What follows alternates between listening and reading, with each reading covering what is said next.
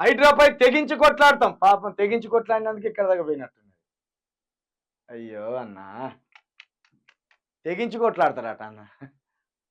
హైడ్రాపై తెగించి కొట్లాడతాం. పేదలకు చుక్కలు చూపిస్తున్న రాష్ట్ర సర్కార్. అప్పులు చేసి కట్టుకున్న ఇండ్లు కూల్చుతారా?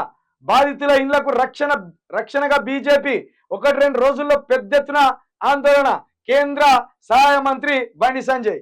నేనేం చెప్పినా వీళ్ళు వచ్చింది సభ్యత్వం కోసం కాదు, హైదరాబాద్కి వచ్చింది. ఇట్లా ఏం చేయాలి, నెక్స్ట్ ప్లాన్ ఏం చేయాలి? కాంగ్రెస్ కు చెడ్డ పేరు వచ్చింది, ఇప్పుడు మనం ఏం చేయాలి అని ప్రణాళికలు రచించడానికి దాదాపు 10 రోజుల పాటు ఢిల్లీకి సంబంధించిన మెయిన్ లీడర్లు, నడ్డాతో పాటు మెయిన్ లీడర్లు వచ్చి ఒక 100 హోటళ్ళు ఏర్పాటు చేసుకొని వీళ్ళు ఇక్కడే ఉన్నారు అని చెప్పినాం. ప్రజాభవన్ ముందున్న కాకతీయ ఐటీసీ ఉన్నది కదా హోటల్, అలా కూడా దిగింది. అలా కూడా 5-6 రూములు బుక్ చేసుకున్నారు. మొత్తం కావచ్చు, మొత్తం బుక్ చేసుకున్నారు. ఇప్పుడు గదే బండి సంజయ్కి ఆల్రెడీ ఓ లైన్ ఇచ్చిపోయిన్లు, ఓ నోట్స్ ఇచ్చిపోయిన్లు. ఇప్పంచాలు వీళ్ళ భరతం పట్టాలి తమ్మి అని ఇచ్చిపోయిన్లు. ఇప్పుడు గందికే అంటాను తెగించి కొట్లాడతాం. ఇప్పుడు ఇక వీళ్ళు పెడతారు పుల్లలు.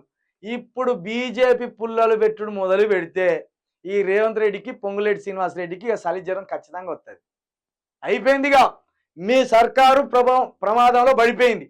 ఇప్పుడు మొన్న ఈడీ దాడులు పొంగులేటి మీద జరిగినాయి కదా, కరెక్ట్ 1 నెల 2 నెలల్లో ఉత్తమ్ కుమార్ రెడ్డి మీద జరుగుతుంది. ఆ తర్వాత రేవంత్ రెడ్డి కుటుంబ సభ్యుల మీద స్కెచ్ ఉండబోతాను, మీరు చూడండి.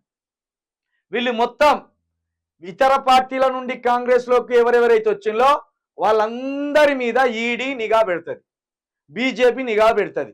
వాళ్ళను మొత్తం ఎక్కడికి తీసుకురావాలో అక్కడికి తీసుకొస్తుంది, కూర్చోబెడుతుంది. కాబట్టి బండి సంజయ్ గారు ఓ విధంగా ఇది మీ మంచి నిర్ణయమే అంటాను, మంచి నిర్ణయం. ఎందుకంటే ఇప్పటికైనా మీరు ప్రజల పక్షాన కొట్లాడాలనే ఆలోచనకు వచ్చింది కదా, దానికి మీకు థ్యాంక్స్ చెప్తాను.